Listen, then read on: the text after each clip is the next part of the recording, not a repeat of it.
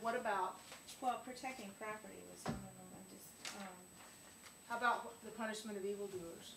Yeah. Things like that. Absolutely. They had certainly had, and you talk about, somebody mentioned preemptive, I think John mentioned the notion of preemptive war.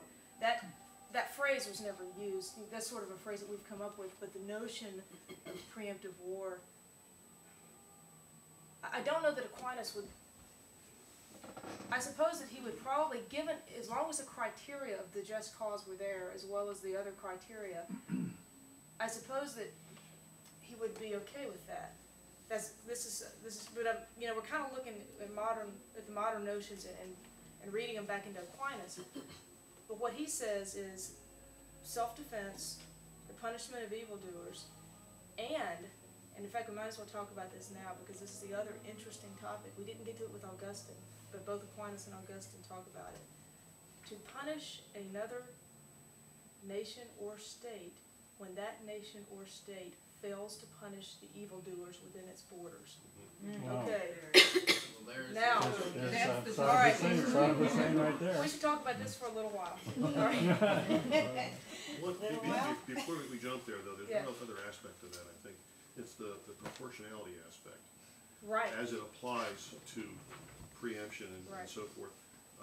Is it more or less, for lack of a better word, kind, to apply such force as necessary to conclude hostilities quickly, rather than have just enough force to prolong activities and presumably to increase the amount of death and destruction as a consequence? Right. And you've just gotten to the third issue that's most important for us to talk about, and that is the double effect, the doctrine of double effect, which Aquinas introduces. Again, he introduces this not in the just war portion, but in, I believe it's the murder portion, or maybe the strife. I think it's the murder or the strife portion of his Summa. I'd like to get to that too, if we can hold off on that for just a second. Sure. And see how we're doing on On time. evildoers, we're going to talk about that, correct? The Punishment. evildoers, the state punishment. Yes, that's what I want to talk about right now. What about a situation? I'm just thinking of Somalia right now. I'm thinking of some of the pirating and some of our other wars that were not preemptive, but they were directed at rogue states or states that did not in any way enforce any kind of rule of law. Right. And then they protected the evildoers. Right. Is that what he's talking about, or is he just talking about I think so. like a religious? No, I think, and this is where I want to open this up to the floor. And here's some of the questions that I think that should be raised. I want to read the quote exactly to make sure I get it. And I do. This is exactly what I think that we need to think about. Of course, just a caveat: things are obviously very different than they were in his time. However, I still think that this issue that he raises is very interesting and something that we need to think about and consider. Okay. What he says is, a just war is wont to be described as one, and this is going to sound familiar, okay, that avenges wrongs when a nation or state has to be punished for refusing to make amends for the wrongs inflicted by its subjects, or to restore what has been seized unjustly. All right, so it's not just self-defense to answer the question. Again, when we use the term preemptive, I think we're reading into what he said a little bit. Not that there's necessarily a problem with that, but we just had to be aware of that. He didn't use the term preemptive. It would have to fit one of these three. But it's not just self-defense. It's one of these three. Can you reread the second criteria? Yes, because that's exactly what we're going to hit now. I'd Right. like to just open it. When a nation or state, this is the 3 times when a just war is okay. At least under the just cause prong. Now remember, every prong has to be met. For Augustine, let me mention, or for Aquinas, and let me mention this too, just to set up what we're about to say. There were 3 things. Remember how when we read Augustine, we kind of had to read his quotes and figure out, hey, which one of the criteria might he be talking about here? What about here?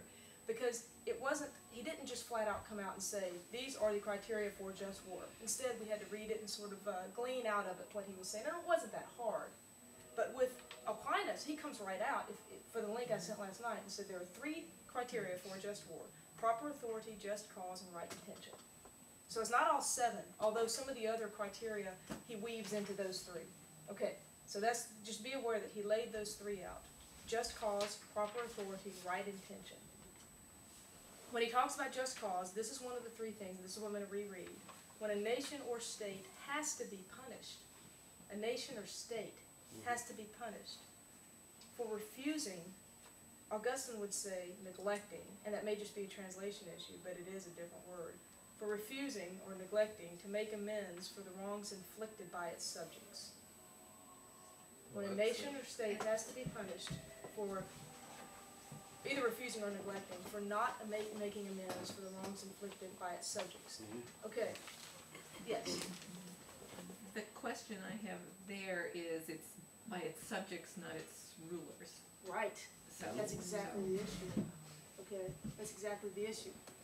Now, how does this scenario, and we're touching on it now, how might this fit into asymmetrical warfare? Okay, asymmetrical warfare occurring, for example, Take Pakistan.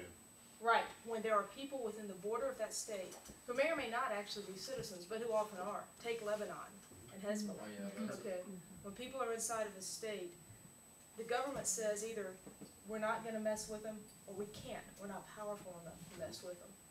All right. in which case we need a new government.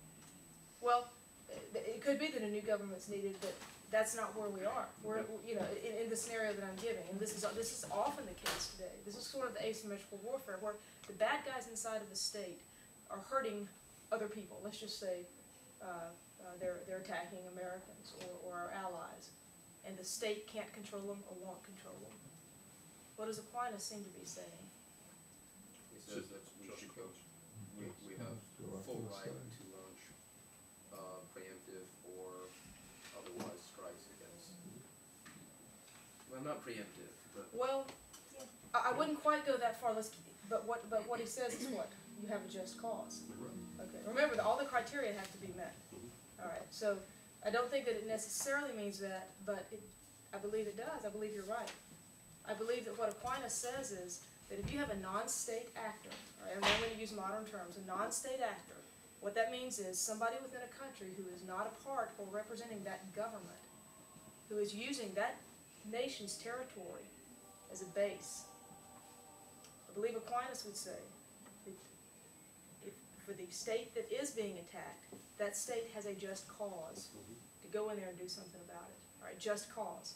It does not necessarily mean that it is a just war. It doesn't mean it's not. It just means that you, according to Aquinas, that's a just cause. Now, in all these cases, of course, we're coming at this from a Christian perspective. These are all Christian commentators Right. that are making these assertions. Right.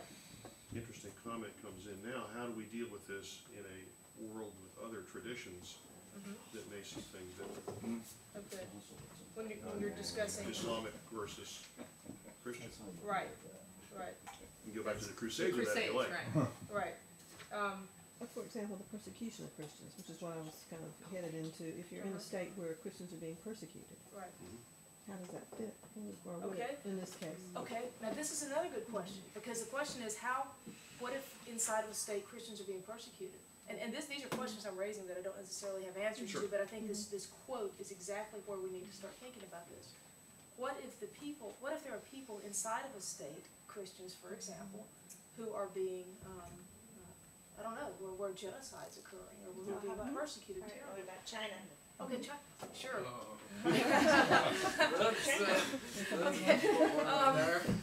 All right, this is all, of course, very theoretical. Well, it's actually not that theoretical, but Very Well, practical. yeah, Darfur. You're right. We're batting. Yeah. But the question is this: what if the people who are being attacked or persecuted are not outside of that nation, but are inside of that nation, and are not your fellow citizens, but are the citizens of that state? Darfur is another one. Right. Exactly. Because now we're talking about humanitarian intervention. Right. According to Aquinas, we need to intervene Which is with not self-defense. nations on Earth. Right. Right, it's not, right, now we're way outside of self-defense. Now, of course, what we're doing is we're looking at our situation now and reading Aquinas back into it, or going back and looking at what Aquinas said about this. But it's really fascinating what he says, because it could be interpreted, you really could read this to justify as a just cause humanitarian intervention when Christians are being persecuted. You know, because a lot of people in the world might say, this doesn't concern you. This is not your citizens. This is not your problem.